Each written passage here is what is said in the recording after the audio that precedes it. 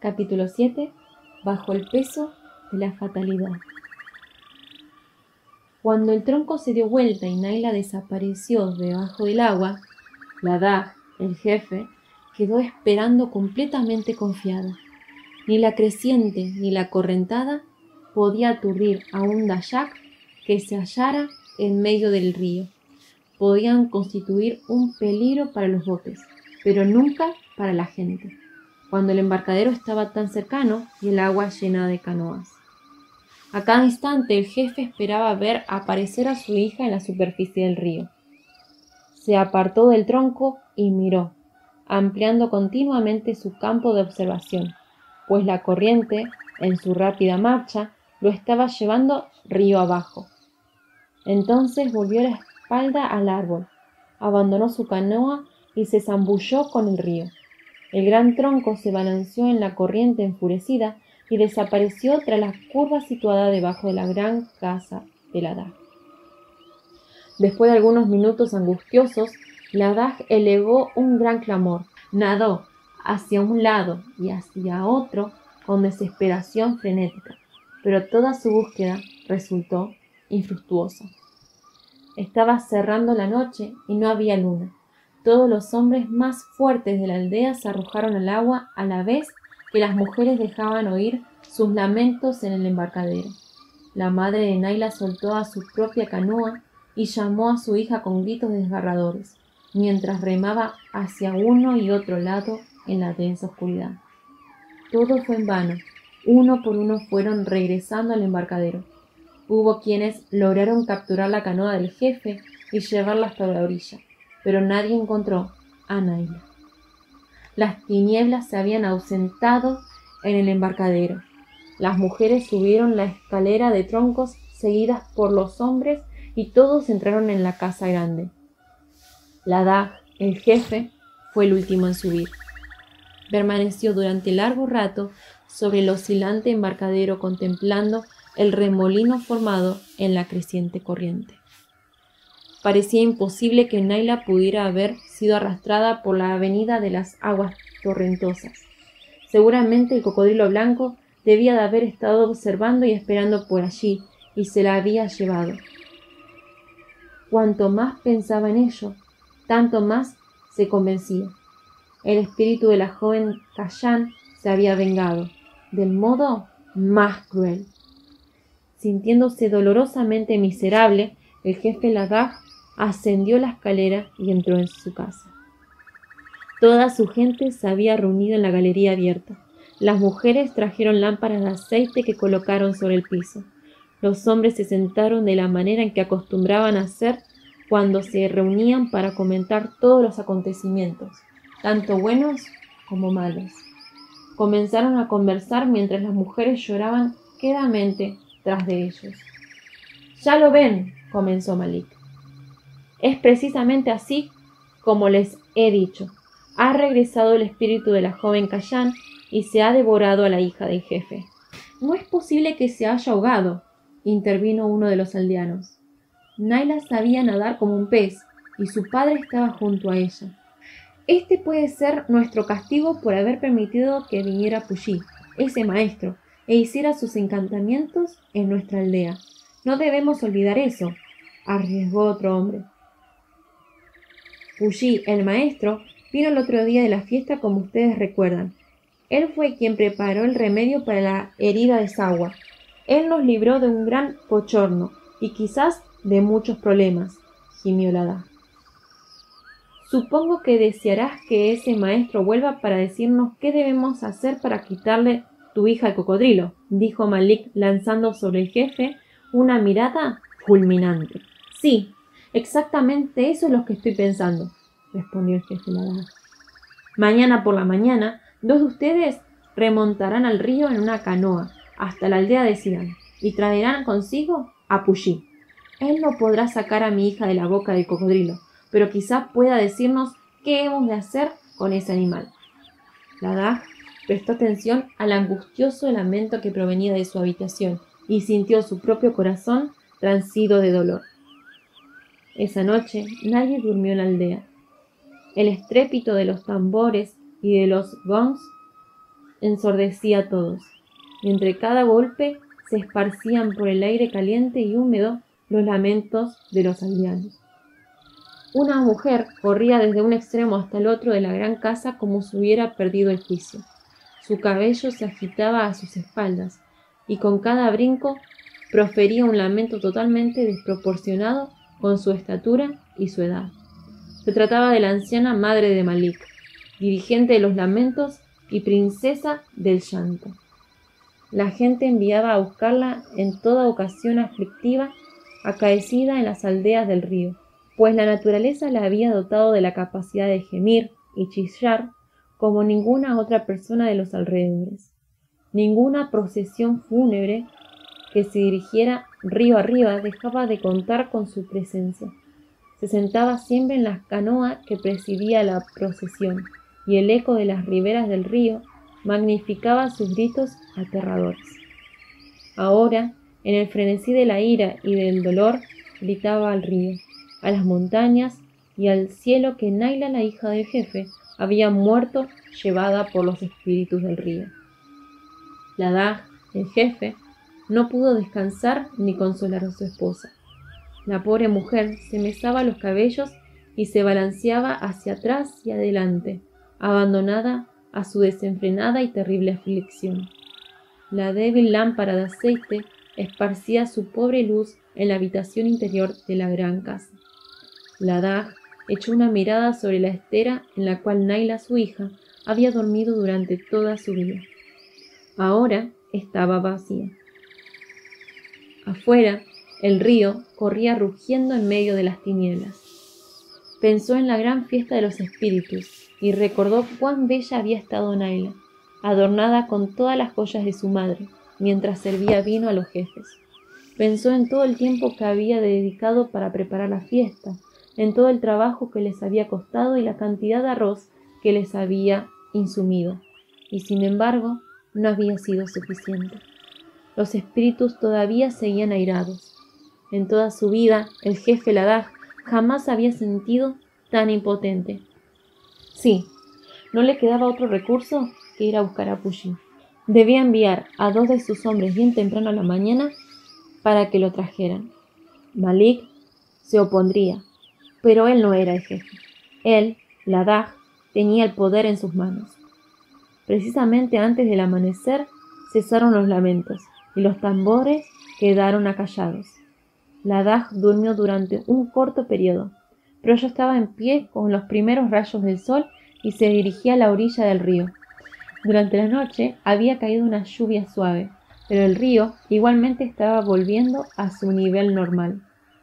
Los grandes troncos ya no luchaban por hallar lugar en su cauce, y el agua ya no estaba tan barrosa. Nadie más se había levantado. El dolor, la aflicción y los furiosos lamentos habían dejado exhaustos a todos. Mientras observaba el río, la Dag trazó un plan. Él mismo iría y traería a Puyi, el maestro. ¿Por qué no? Después de todo, ¿quién tenía mayores derechos de hacerlo que él? Sin esperar más y sin decir una palabra a nadie, desató su canoa y comenzó a remontar la corriente. La lucha contra las rápidas aguas le resultó beneficiosa. Pronto comprendió que debía estar atento al remo, si es que quería dominar su dolor y los problemas que afectaban a su aldea. Por eso, cuando la mañana se insinuaba tras las montañas, la Dag ya estaba remando furiosamente en dirección a la aldea de Sidán. Cuando llegó al embarcadero de troncos situado debajo de la gran casa donde ahora residía Puyi, vio que todos sus habitantes estaban en movimiento, listos para iniciar las tareas del día. Pero entonces sucedió algo extraño. El cacareo de las gallinas, los ladridos de los perros y las disputas de los niños se apaciguaron. En lugar de todo ese bullicio, llegó a sus oídos la melodía de un canto.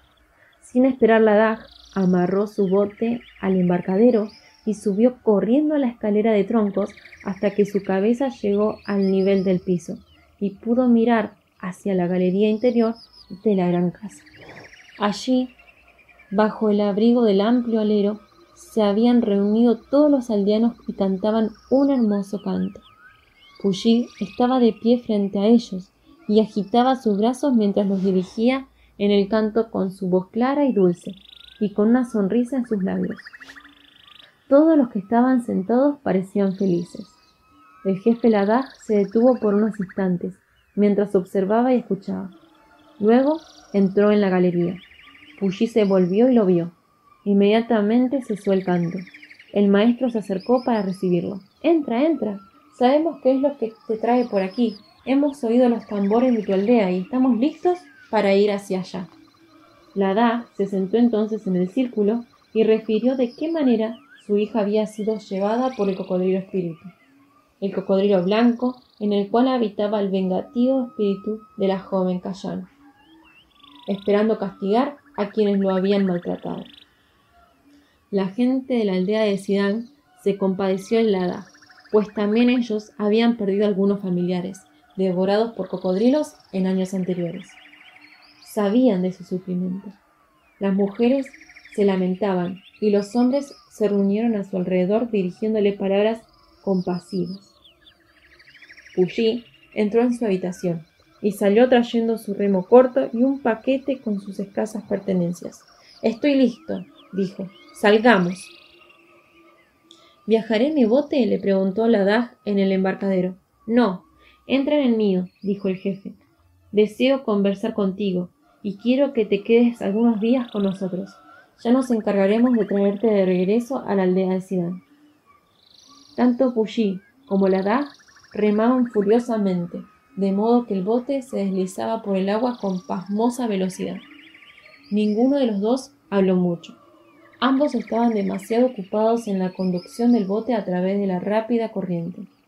Solo cuando llegaron al embarcadero de Ladaj y comenzaron a amarrar la canoa fue que Puyi preguntó: «¿Qué piensa Malik en cuanto a la desaparición de Naila?» «Oh, piensa que fue obra de Cocodrilo Blanco. Todos nosotros también creemos que es así. Malik cree que ese cocodrilo estaba siguiendo a Naila desde la primera vez en que llegó a nuestro arroyo». «¿Y sigue viniendo todavía?», preguntó Puyi. «No, y eso también es extraño. Acostumbraba a venir todas las noches, pero desde que planeamos la fiesta no lo hemos vuelto a ver con tanta frecuencia». «Ese es un detalle extraño», coincidió Puyi. «¿No tienen idea del lugar en que ese cocodrilo tiene su guarida?» «El gigante blanco no debe de tener guarida. Los cocodrilos comunes del río tienen bajo el agua la entrada de sus escondrijos. Quizás sean cavernas profundas que se hallan bajo las riberas del río. ¿Quién lo sabe? Malik afirma que el espíritu cocodrilo no debe de guarecerse en ninguna parte. ¿Cómo podría tener una guarida?» «Bueno», dijo Puyi mientras se rascaba la cabeza, «si el gran cocodrilo blanco se llevó a la niña, debe tenerla en alguna parte. ¿Desde qué punto venía el cocodrilo cuando nadaba hasta el arroyo de ustedes? Tú debes de haberlo notado. Siempre venía desde río abajo, y cuando abandonaba nuestro arroyo, se dirigía río arriba. Pero, ¿quién sabe qué costumbres tenga un cocodrilo espíritu? Tal vez haya estado tratando de engañarnos». Los guerreros de Sidán, que habían seguido a los dos hombres río abajo, también amarraron sus canoas al embarcadero. Todos juntos subieron hasta la galería de la gran casa, donde la gente de Ladaj se había reunido hablando animadamente. Cuando llegaron el jefe y Puyi, Malik detuvo bruscamente las palabras que estaba vociferando airadamente y dirigió una feroz mirada al maestro. Se sentó y rehusó decir una sola palabra más, como si estuviera cavilando en algún gran mal. «Estamos planeando dar muerte al cocodrilo blanco», explicó uno de los aldeanos, pero Ladaj lo interrumpió. «Todos ustedes saben que los cocodrilos siempre sacan a su víctima después de 3 o 4 días y golpean el cuerpo contra un duro banco de arena. Después de eso se comen la carne», razonó mientras se estremecía al percibir una horrible molestia que le retorcía el estómago. Aún estaba hablando cuando se oyó un clamor que provenía del río. Botes llenos de guerreros se acercaban desde ambos extremos del río. Habían oído el mensaje de los tambores y venían para luchar contra el cocodrilo asesino. La galería de la gran casa de Ladaj muy pronto se atestó de hombres impetuosos que aullaban, impacientes por salir de caza. no sirvió para nada hacerles notar que el cocodrilo culpable no podría ser descubierto durante 3 o 4 días. La Dag no pudo contenerlos. Toda esa energía salvaje debía ser rápidamente encauzada, pues de otro modo podía estallar en una pelea y ocasionar serios problemas. «¡Vayan todos!», ordenó el jefe, sobreponiéndose a su dolor. «Dispérsense y busquen al cocodrilo blanco, pero no deben atacarlo enseguida. Deben tratar de descubrir hacia dónde se dirige. Así podrán saber en qué banco de arena deben esperarlo». Con furiosos alaridos, los guerreros se lanzaron hacia la escalera de troncos, saltaron en sus canoas y se esparcieron por todas las direcciones chillando, maldiciendo y remando como si los siguieran todos los demonios del río Tataú. Malik entró en su habitación y cerró la puerta. El jefe Ladag y Puyi se sentaron solos en la ahora silenciosa galería. El sol casi estaba en el cenit. «Háblame más de la magia de tu dios», pidió Ladag. Puyi le contó nuevamente acerca del gran poder de Dios y de su gran amor. Finalmente el jefe le pidió que cantara aquel himno que finalizaba diciendo: «Dios está conmigo en todas partes, estoy seguro, siempre seguro». «A mi hija le gustaba ese canto», recordó tristemente el jefe. «Después de tu primera visita a nuestra aldea, Naila volvió a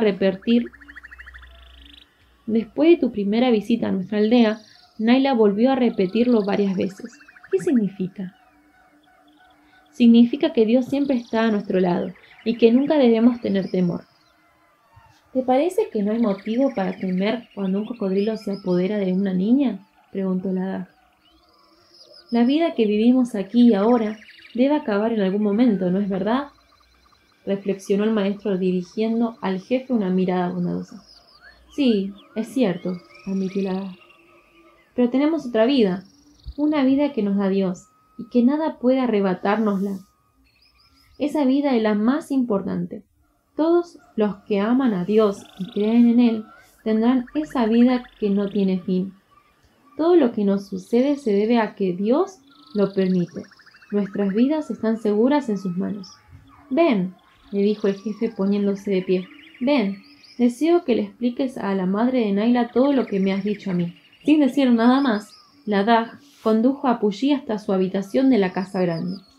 Así transcurrió el día, entre lamentos y consuelos.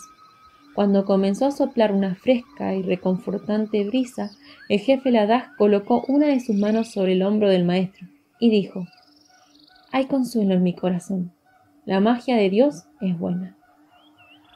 Ya cercana la noche, todos los guerreros regresaron a la aldea de Ladag. Habían visto a muchos cocodrilos que tomaban sol en las orillas del río con sus bocas bien abiertas, en tanto que ciertas aves entraban en sus fauces cavernosas para librar los insectos y pequeños crustáceos adheridos a las mucosas.